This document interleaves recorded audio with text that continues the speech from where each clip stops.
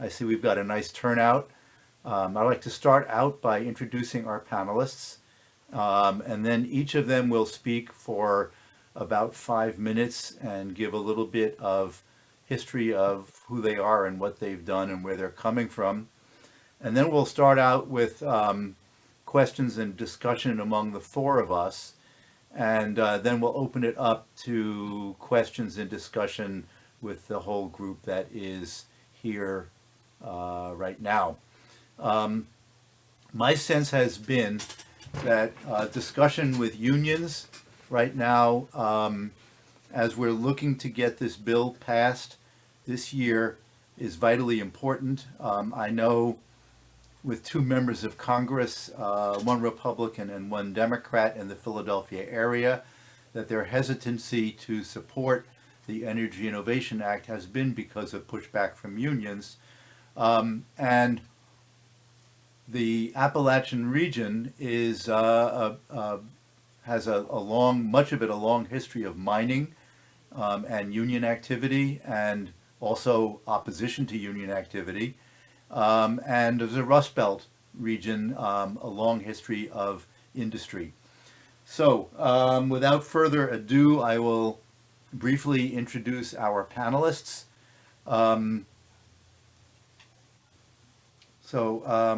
I'll introduce Linda VerNooy first, who, among other things, is also the co-leader of the labor action team in CCL with John Clark.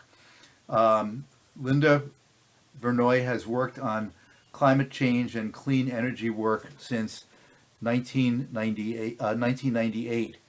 She worked with a core team who successfully passed the first bills on climate change in the state of Washington in 2002.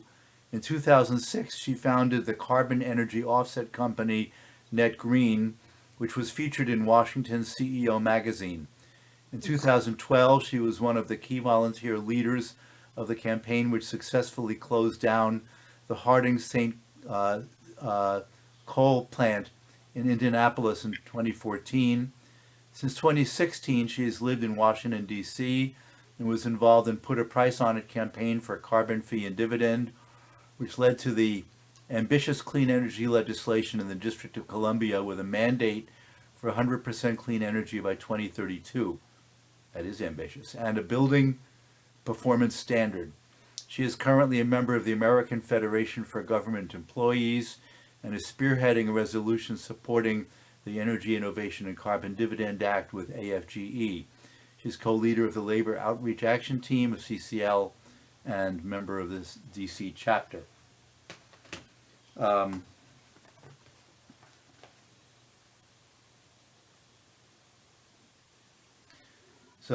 Marat Moore has worked as an underground miner, labor journalist, and organizer with the UMWA, and initiated women's organizing efforts in the Pittston coal strike, where she was a founding member of the Daughters of Mother Jones. She was active in the women's miners movement and is the author of Women in the Mines, Stories of My Life and Work. She and her husband helped form a community solar LLC in Maryland and have rooftop solar in DC. Marat is chapter co-leader and liaison in the Northeast Tennessee chapter of CCL. Peter Knowlton, who lives in near New Bedford, Massachusetts, is a longtime labor leader, is the recently passed president of the Electrical Workers Union. I think I didn't quite get the full name of it, but he'll do that. Has been active in anti-nuclear activities and activism in various areas and climate change work. And his union, which he will probably also talk about, is was one of the unions that got expelled by the AFL-CIO in the 1950s during the McCarthy era because of their refusal to purge their membership. Let me call on Peter first to speak? You have to unmute yourself, Peter.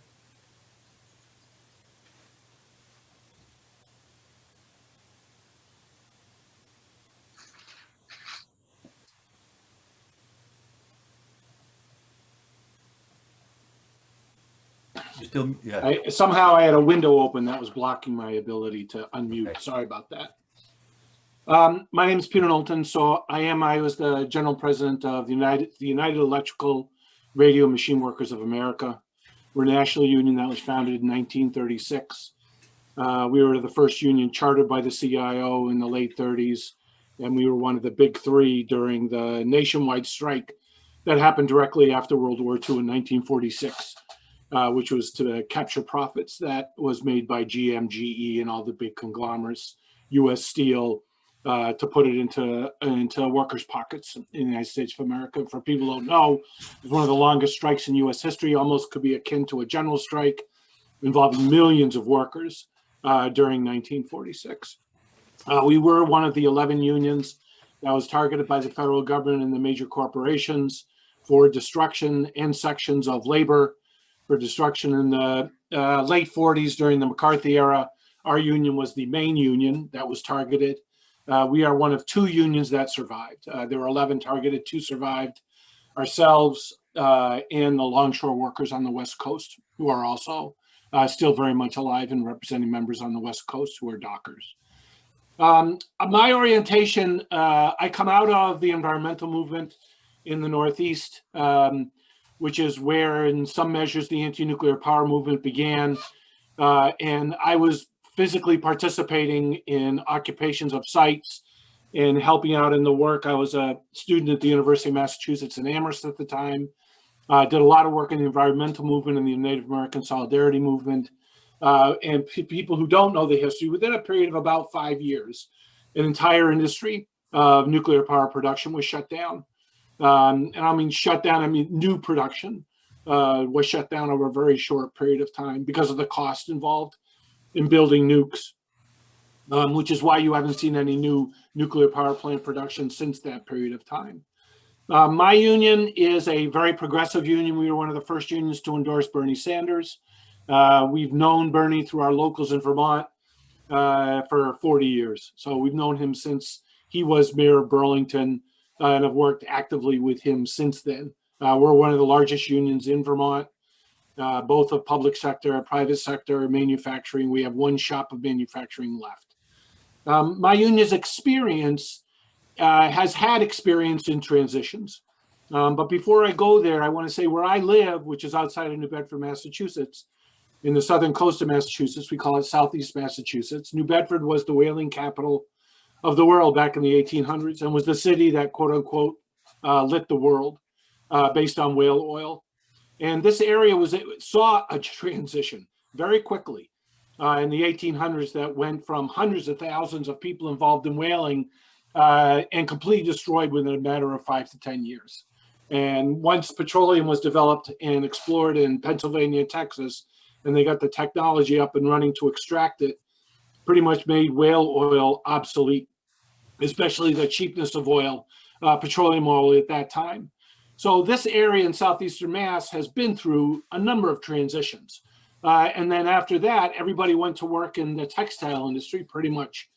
And there was huge numbers of workers, not just in southeastern Mass, but throughout the eastern part of the state in textiles. Lawrence, Lowell, Haverhill in the northern part of the state, all the way down to Fall River in New Bedford in southeastern Massachusetts, tens of thousands of workers who were organized and were unionized.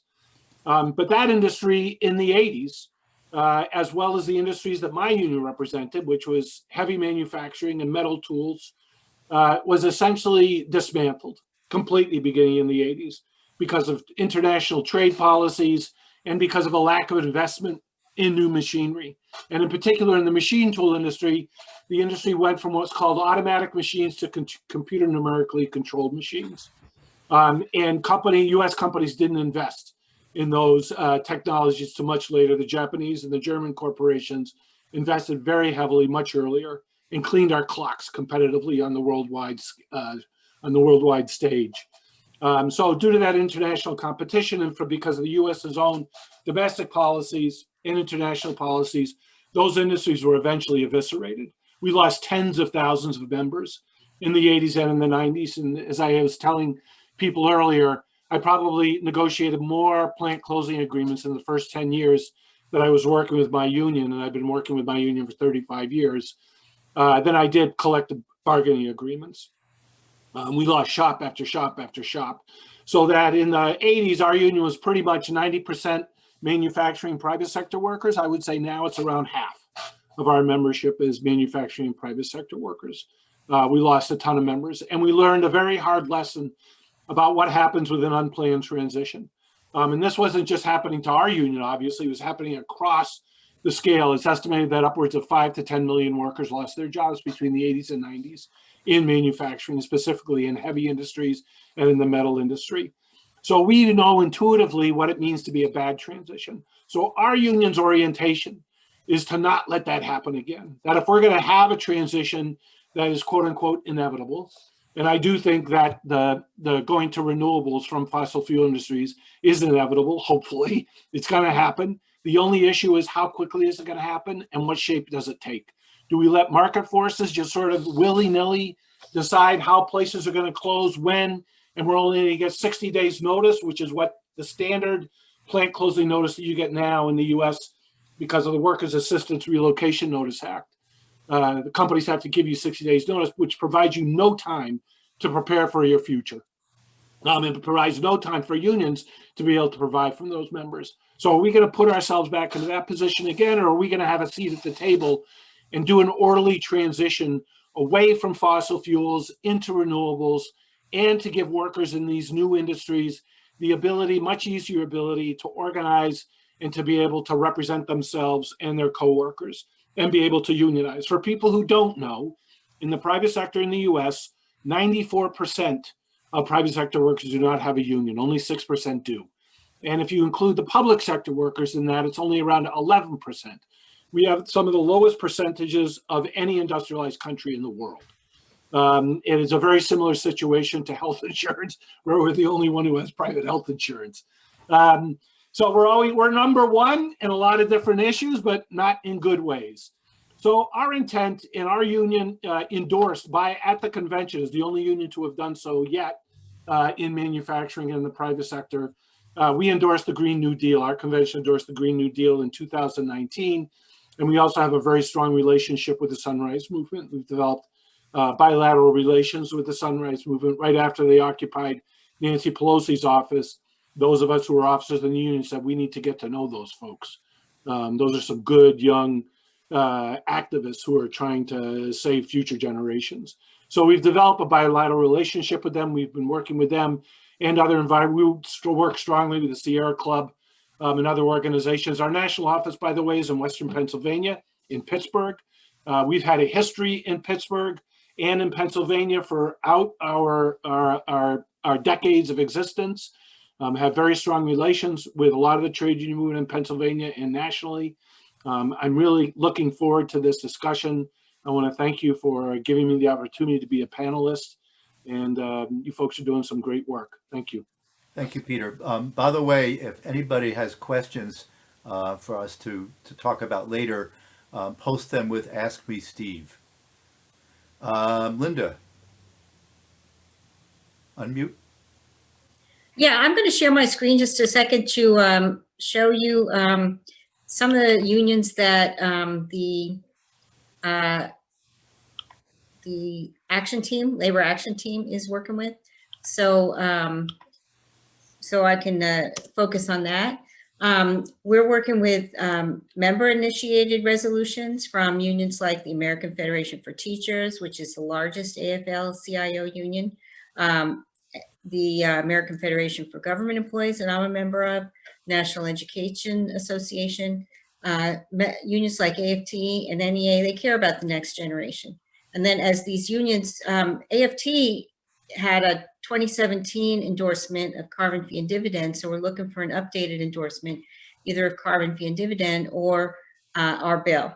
And then as we get these endorsements, researching the members of Congress getting donations from these unions, and letting the liaison chapters know so that those members of Congress know, because those unions have other priorities. They're not going to push the bill. We have to do it. And for the unions we're approaching, sharing with them that it's good for workers and good for jobs. It puts a cost on polluters.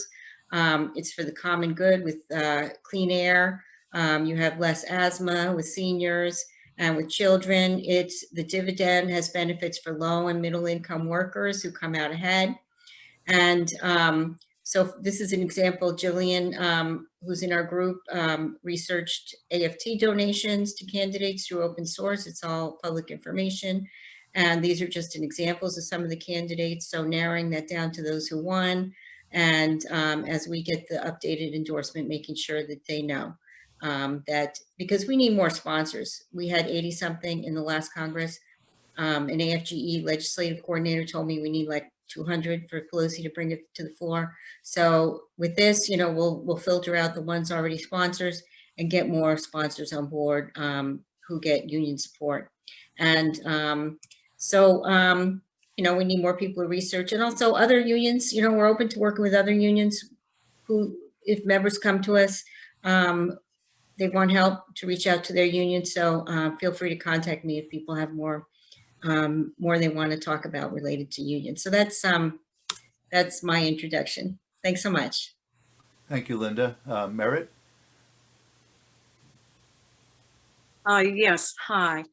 I'm really happy to be here. And in fact, being on this panel makes me miss working in the labor movement. It's been a while now, but the women miners movement, of which, all our women miners movement was involved with of course, members of the United Mine Workers, but also had a separate nonprofit.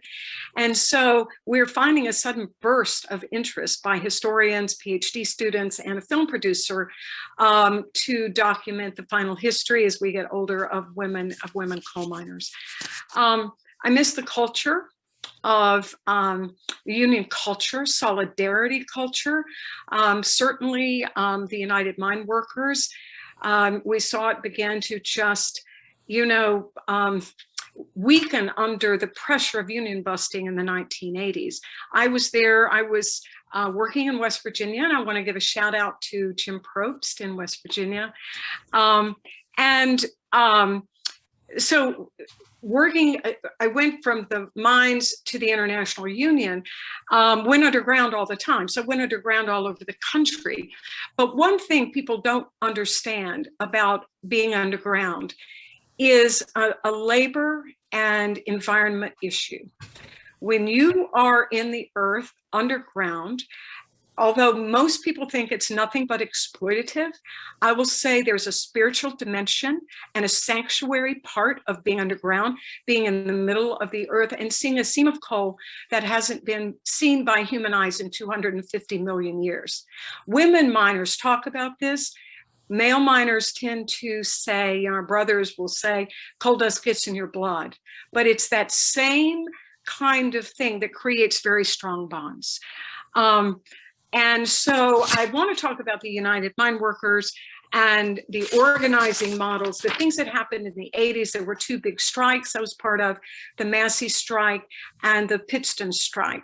The A.T. Massey strike is another example of the interplay and the connection between labor and environment. In the Massey strike, the UMWA was broken in that strike.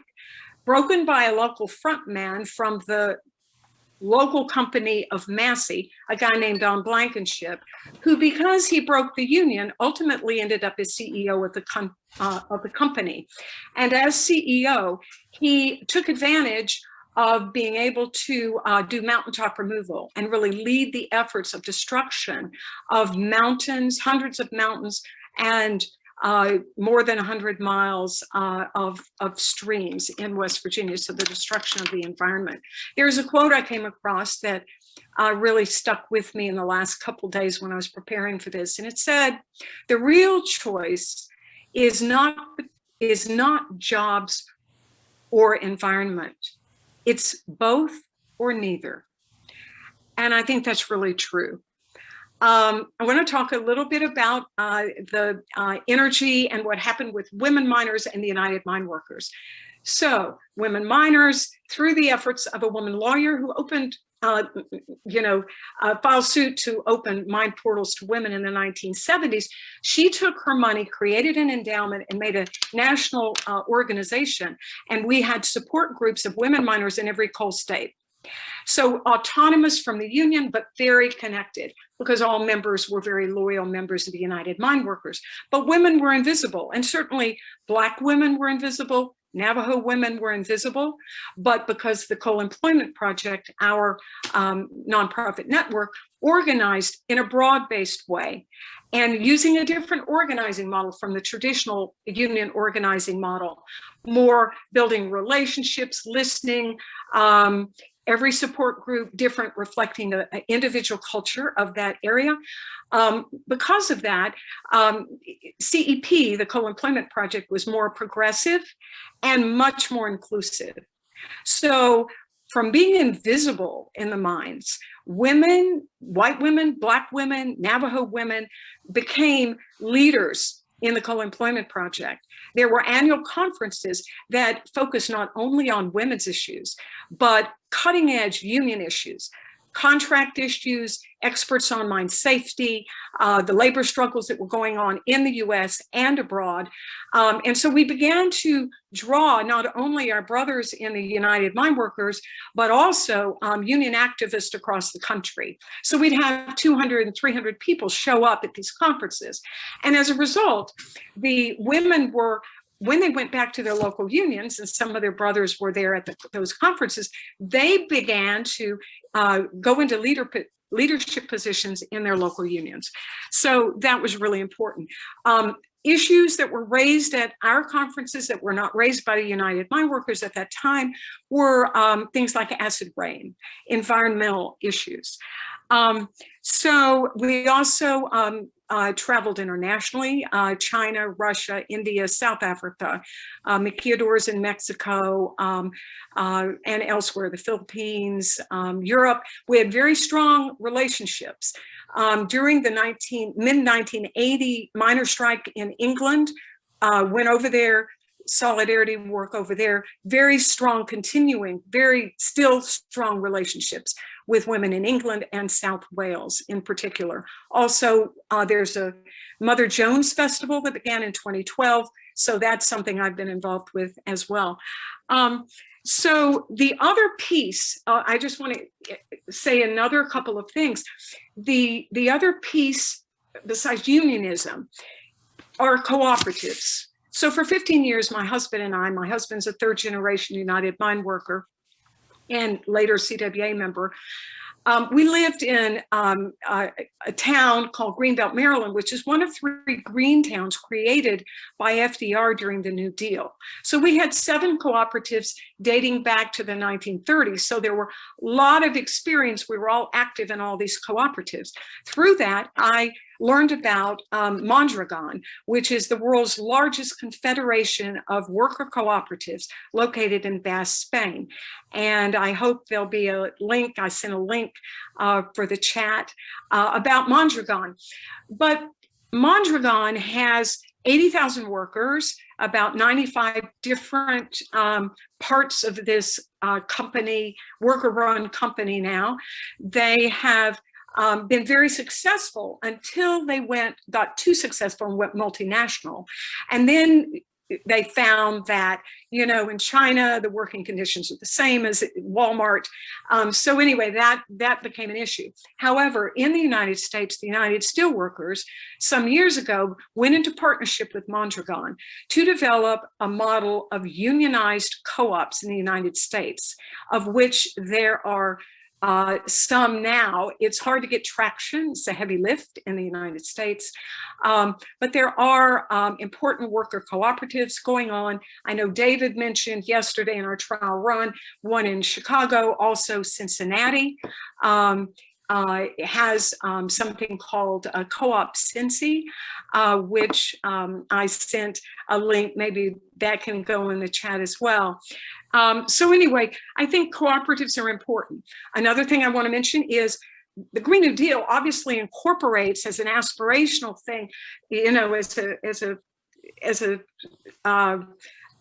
very important, the issue of economic equity and jobs. But I want to talk about the PRO Act that is in the labor movement right now, which is really the protecting the right to organize act. It's a really important act, and I would hope that we can talk about this more. I know David and others, you all know more about this, but basically it beefs up the National Labor Relations Act so that employers in union drives like the one underway with Amazon in Bessemer, Alabama, where the institutions are all stacked against them. But this bill, if it's law, they won't be able to hide behind subsidiaries.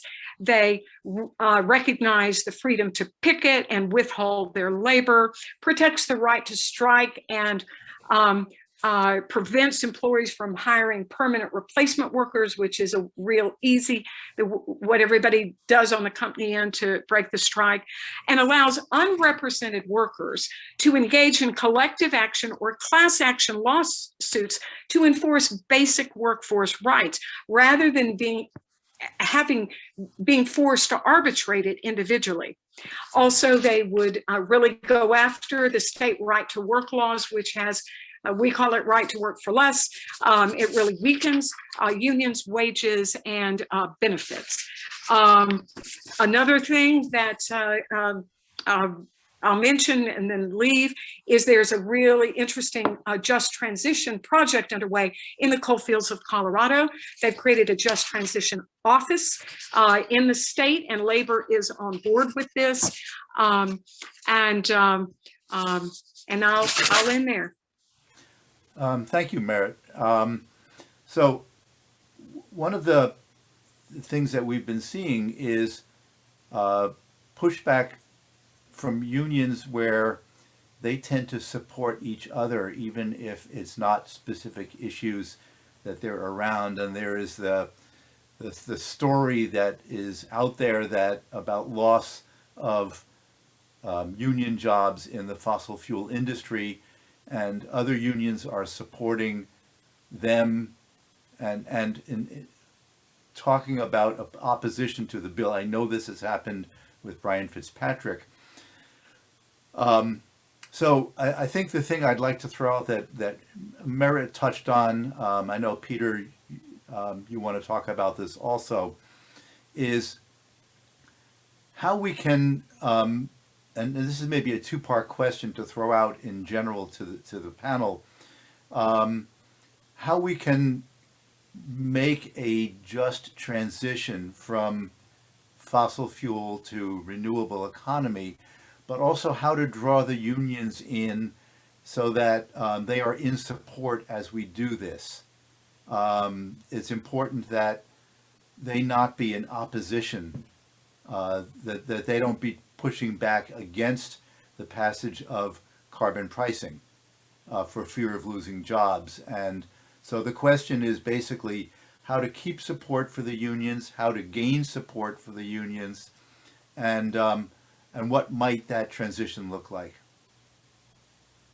And anybody can step in. So are you asking the panelists to step in, Peter? Yes, please.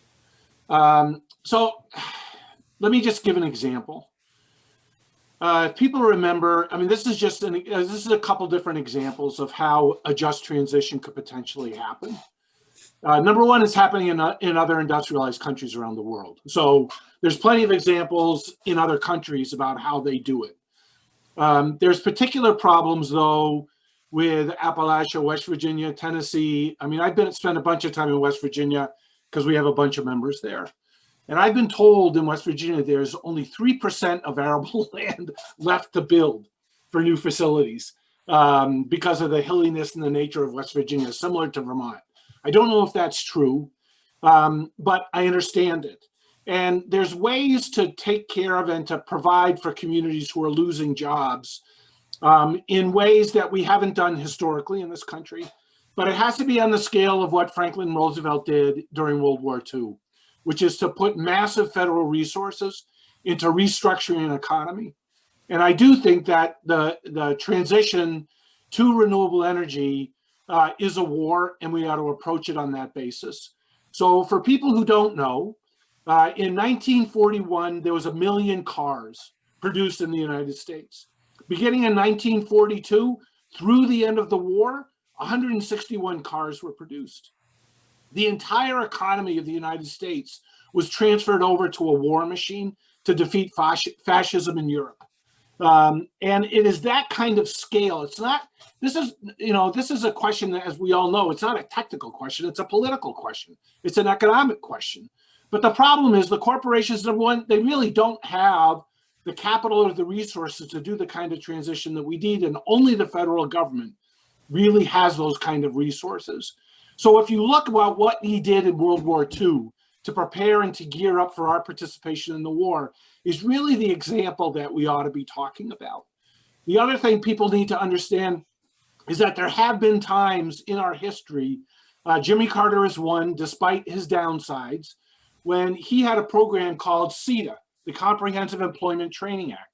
I was an energy educator in Minneapolis in the late 70s, early 80s. And what it did is it provided jobs and weatherization for women and people of color and apprenticeship in the building trades for some of the first time, and provided very high quality paying union jobs. And they were all union jobs that was renovating houses throughout Minneapolis. And I suspect there were programs throughout the country providing insulation, storm windows and storm doors. And even as a part of a feature of it, they would provide it for landlords if they agreed to 3 years of rent freezes. So there are incentives for landlords and for people who own large properties to be able to transition and to weatherize their homes. Another example would be during the Dukakis administration, they set up workers' assistance centers throughout the state of Massachusetts in the 80s. And what these were is that when your shop was going to be closing, is the state would provide some funding along with the federal government to set up these workers' assistance centers that were made up of workers from the facility being shut down. So in our case, in our locals, it was the union leadership who provided services and resources to those laid off members for a year. And my wife was in one of these programs. She was one of the leaders in one of the programs. That's kind of how we met. And these sources, what it does is it provides workers who are laid off with people that they know and respect and trust to be able to provide them with these crucial services they transfer over into another industry. And at least in New England and it may have been in the Northeast, a lot of the transition work was into sheet metal. It was in the heating and air conditioning industry is where a lot of people ended up. But there is a way to transition this economy from fossil fuels to renewables that takes into account workers and their families and make sure that they don't lose money and pay and benefits that they have long earned and worked for. So for instance, if we had now, as part of the Green New Deal, a plan where people could get education as they're working now in another industry. You can't get access federal dollars for education if you're going to be laid off until after you're laid off now. Those programs ought to be made available now to people so that they can actually learn a new trade while they're working. There's also, you should not have to get laid off and just lose 60% of your pay. The bill that Bernie Sanders originally put in and some others, and I believe is part of a feature of the Green New Deal, is people are guaranteed a fairly high percentage of their income and benefits during the transition.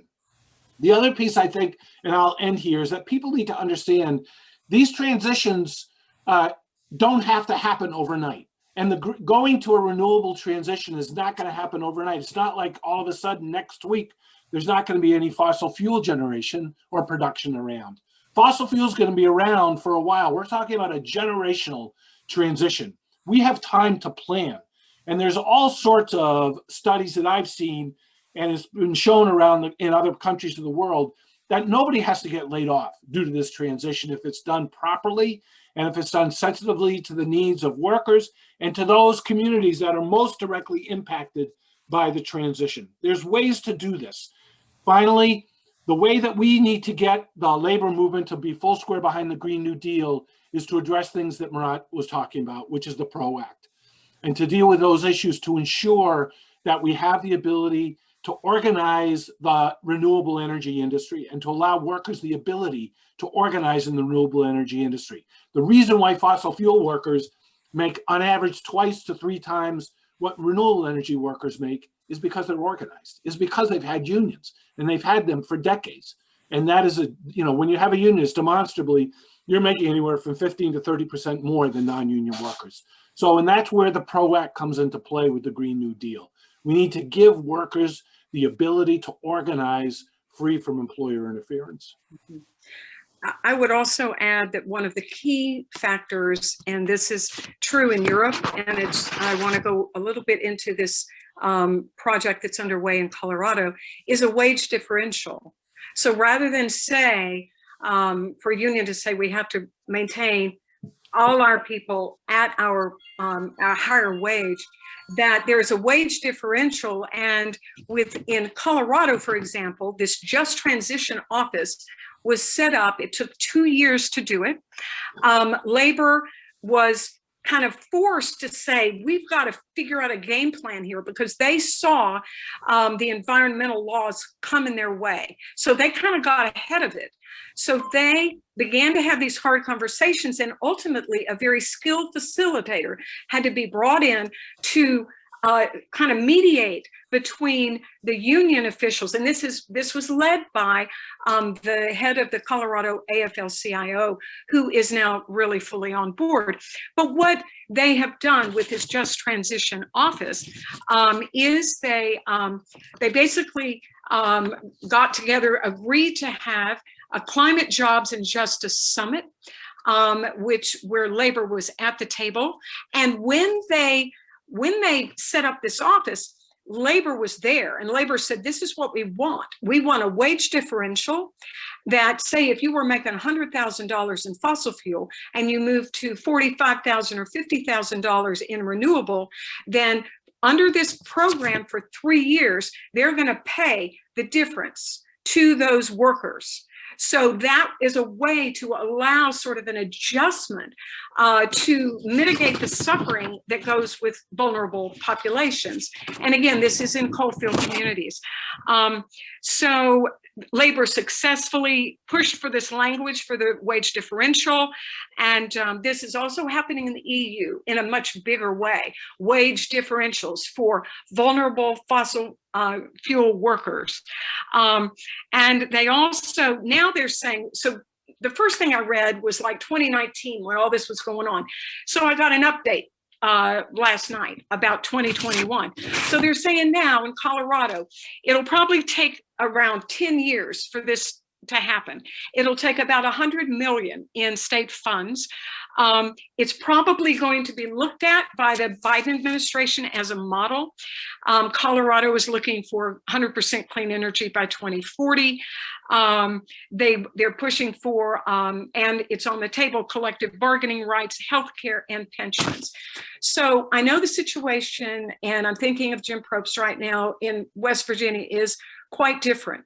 I remember when there was discussion and an effort that didn't happen to do a utility grade wind farm on the top of Coal Mountain. And, there's a lot of damaged land in West Virginia, a lot of kind of plateaued, strip mined, or, I don't know where it's all at. Jim would know better than I do right now, as far as large solar projects, wind projects. But it was hard when that utility grade wind farm was pursued, that I think it was the legislature that didn't go with that. Anyway, but I will say that I agree with David that it's going to take national effort, but it's also important to look at these state efforts and what pieces can be pulled out. How can the director of the Colorado AFL-CIO be brought in into this discussion, or our Colorado CCLers? What do they know about this? So I just found that to be a hopeful thing. Yeah, and I could say Biden's Climate Conservation Corps is definitely a good step in the right direction. Mm-hmm. Good paying jobs for young people dealing with the climate, because it's all hands on deck. And progressive unions like the AFT are already supporting the Green New Deal.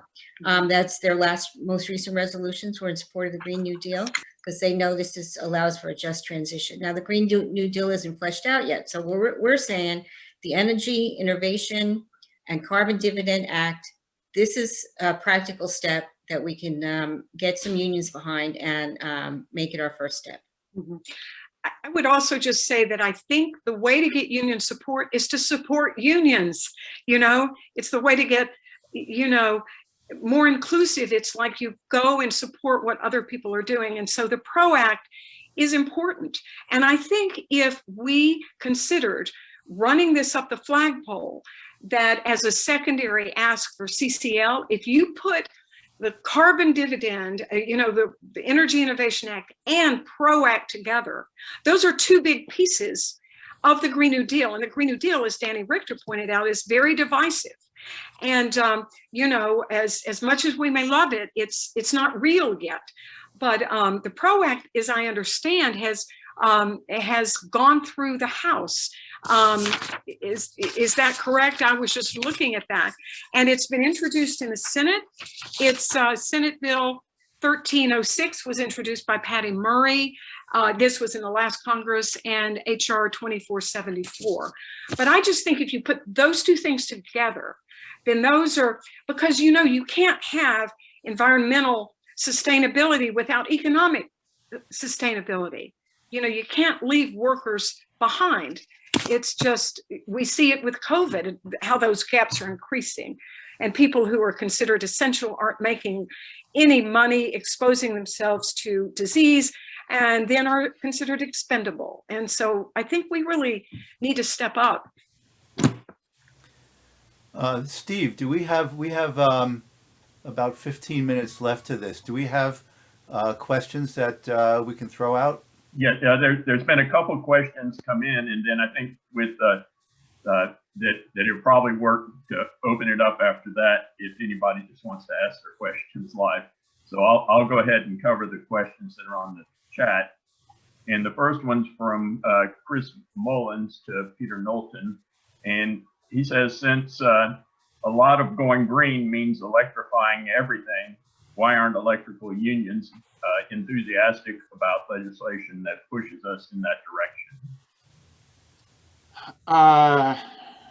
It's a good question. So we don't represent, the workers we represent on the electrical side was production, was manufacturing. So IBEW, utility workers, and some other unions, but IBEW primarily represent the line workers in electric.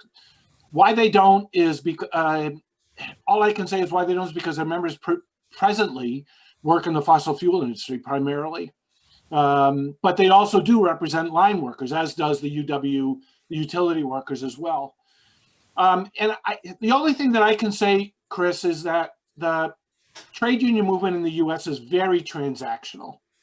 And if you do something for our members, we'll do something for you politically in terms of how they deal with politicians and how they deal with the political setup. So there's they don't necessarily do things because it's the right thing to do, but what does it do for their members? So, and the contradiction is, for me, and I've been in meetings with these folks before on a national level, and it's very visceral, and I understand it completely. They don't trust either parties to do it the right way. So they don't disagree necessarily. This will not be their public position, but privately, they don't necessarily disagree that we have to do something around the climate issue and global warming, and that we have to do a transition. The problem is that they don't trust the politicians to do it in the way that I was talking about. They think that they'll sell out the working class, and they'll allow the corporations to do the transition, to be able to keep all the profits, to be able and not have to pony up and to be able to fund the transition to it. But I think that the more that CCL works and develops relationships with the trade union movement, the better off you will be, because it really is, in some respects, those personal relationships that build the best fruit. And I also think supporting the PRO Act, which would give the new sectors in the renewable energy, give workers a much greater ability to organize. If the environmental movement does that and embraces it four square, will mean a lot to those building trades forces. And it's predominantly the building trades that are pro-pipeline and are opposed to the Green New Deal. But I think the way that we begin to tear that down is by talking about the need to transition to a unionized economy. If you start doing that, you will get people's attention. And that has not been the case to date. Bernie is one of the few people who actually, I mean, I've talked to trade unionists from West Virginia, pipeline workers and plumbers and pipe fitters, and they will say that they did not support Hillary Clinton, but they supported Bernie Sanders. And I would say, how can you support Bernie Sanders? I don't get it. He has a tougher position on climate change than Hillary Clinton did. And they go, yeah, we know, but we trust him. I mean, he's a straight shooter and he doesn't mince words. And workers appreciate that. It may not be, I mean, as workers, we're told all the time by employers things we don't want to hear. But frankly, our members are more appreciative of an employer who's tough and upfront with us than is tough and is a snake in the grass and isn't telling us the truth. I think that's true for most people. So I really appreciate that. It's a very difficult question. We're one of the few unions who are working foursquare to do this transition, but there's others that are coming on board. And the best way for us to do it is just to keep after them and just to keep introduce yourselves and to include them in your discussions and to begin a discussion around the PRO Act with the CCL membership. I think that would go a long way. Now, to add to what Peter said, I think what we did here in DC was a building performance standard, which is good for the building trades because it requires retrofits. It requires that buildings get up to a median standard of their particular type of building in energy efficiency. So that's it creates more jobs. So that should be part of the Green New Deal or other regulatory legislation. At this point, I think we can, if somebody has a question, you can unmute yourself. Okay, I got a couple more in the chat. And one from Jim Prost asked Marat, what do you think about approaching the UMWA for support on the New Day for Coalfields proposal that would carve out 1% of the dividend for coal miners and coal mine communities? Yeah, I think that's great. I would love to support any work related to that. The person I'm connected with, I actually, departed the UMWA because I got fired because of my involvement with women miners, and I turned around and went to court and won the case. So, I kind of left under that. But that was a while ago. But I'm in touch with Phil Smith. He's the legislative director now, as well as the communication director. So I've been getting long emails from him back and forth. And I was telling him about, CCL and also my personal interest in the PRO Act and how, and he was saying, keep in touch about CCL. So I would say, yes, I would go to him because he's a real thoughtful person. The union is not, they're working with Biden right now, but anyway, yeah, I'd love to see that work and I'd love to help with that work.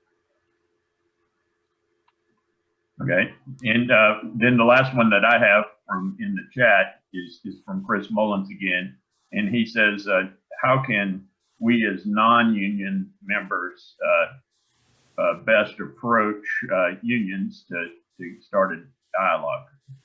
And I guess that's to whoever feels that. So, I mean, I'll just jump in. I think you just call. If you're in a local area, I would call a union in your local area. I would call the building trades. So people don't know this. There's a consortium of building trades. So there's be a building trades council. There's a national building trades council. And then there's local building trades councils. And I would start there. I'd frankly just call them up, introduce yourselves, and ask to sit down and talk about common interests.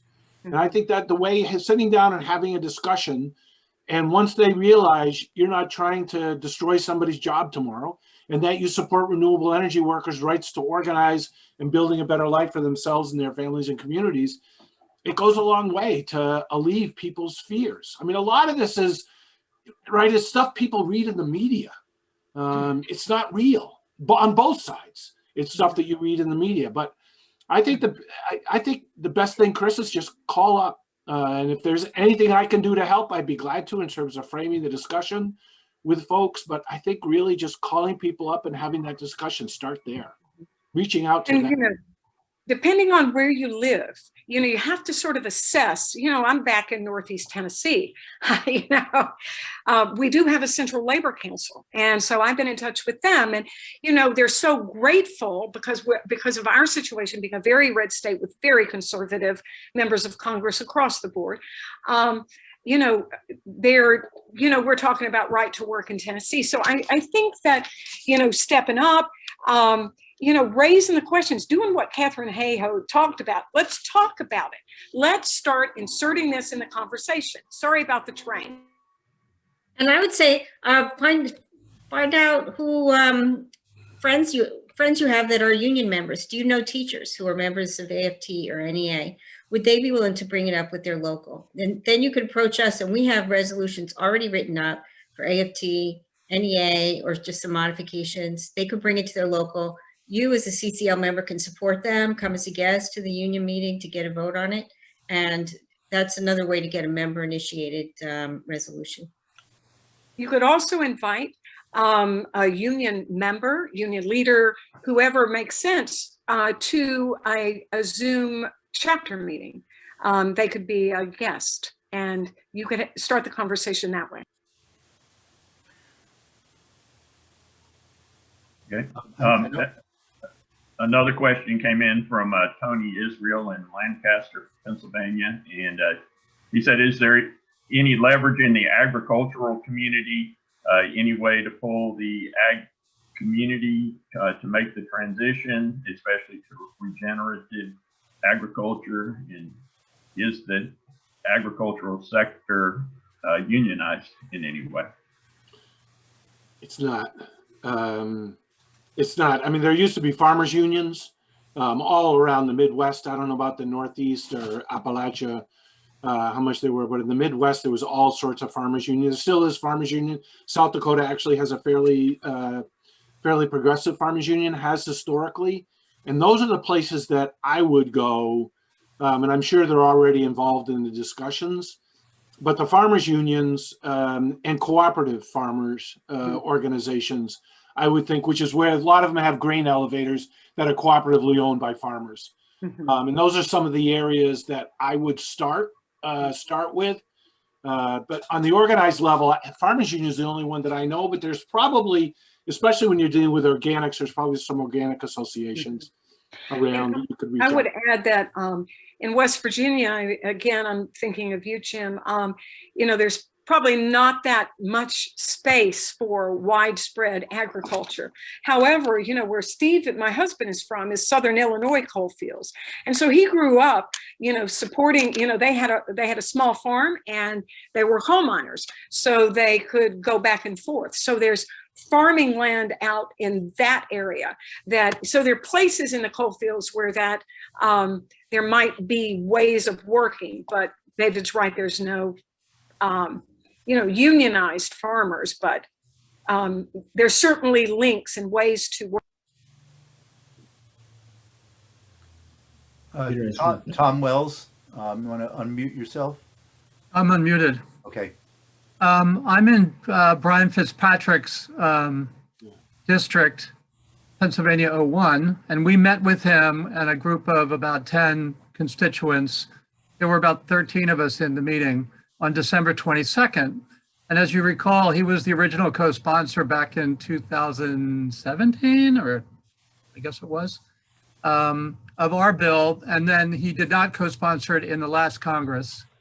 And he sponsored the Market Choice Act. And as you'll recall, that the Market Choice Act is 70% of the dividend money would go to construction regarding transportation infrastructure.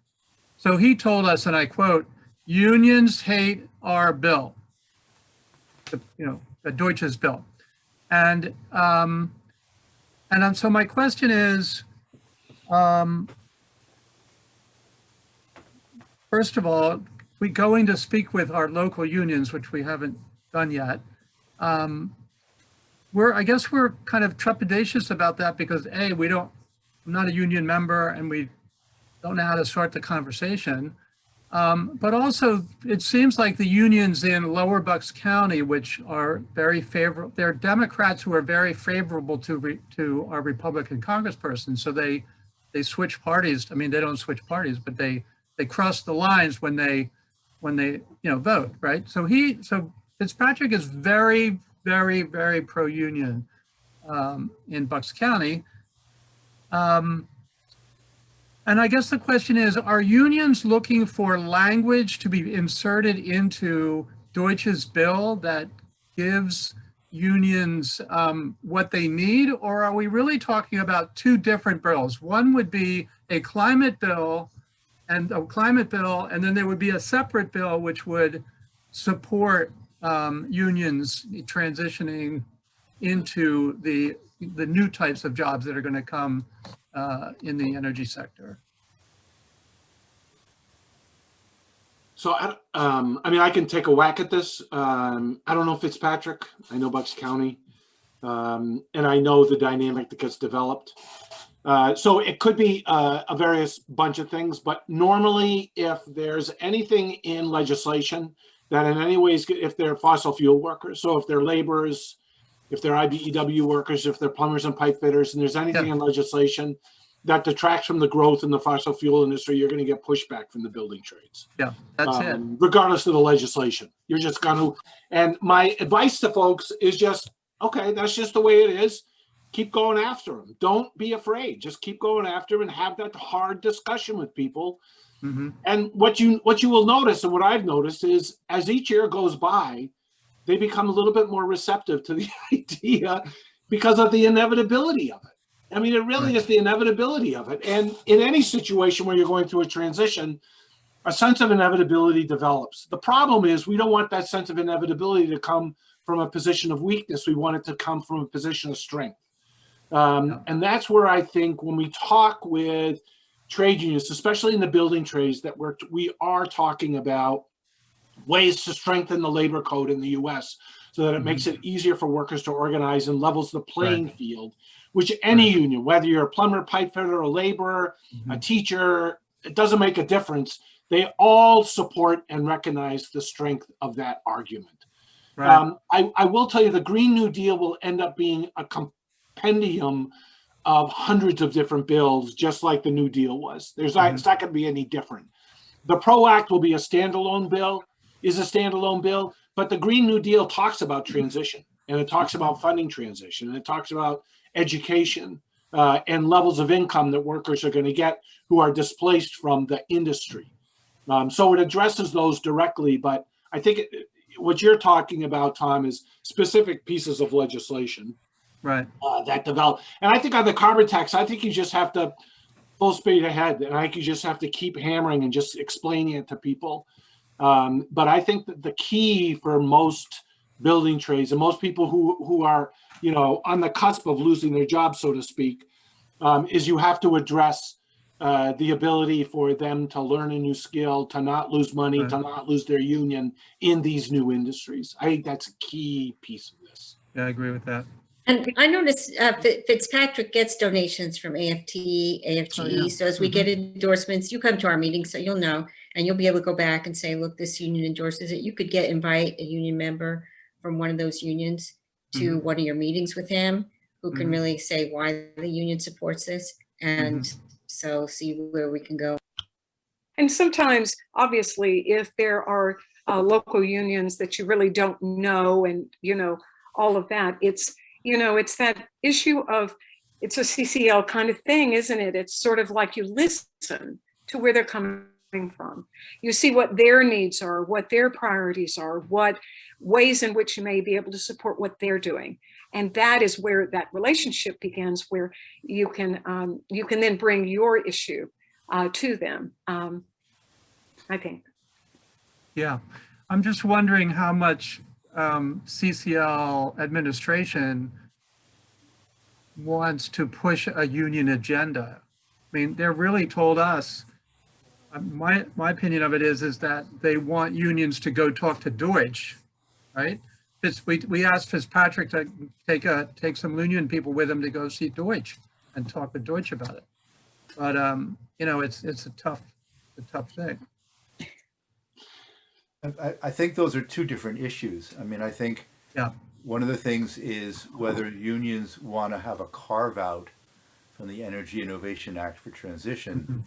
Right. And Well, that's the what I other was. is, I think that the PRO Act, which is being talked about, that I think would be wonderful if CCL would take a position in support of that. That I suspect even, and you all can speak to this, whether even without carve outs, if we were supporting the PRO Act, Yeah. that might be enough. Well, I just looked it up online on Congress.gov, and there in the 116th Congress there were 216 Democratic co-sponsors, and Fitzpatrick was the Republican, and the other Republican was Chris Smith. He's directly across the river in New Jersey from where I live, right opposite, Fitzpatrick's district. So we're going to have to get a lot more Republican support for that too. I think that's about all the time we have today. Peter, do you want to wrap it up? Sure. I'd just like to thank Peter and Linda and Marat for Thank you. participating in this. I think it's been Fantastic. important discussion, not always easy answers, but things that we really need to grapple with as we move forward with this. And I think this is a beginning of discussion, that needs to continue. Thank you all for coming, and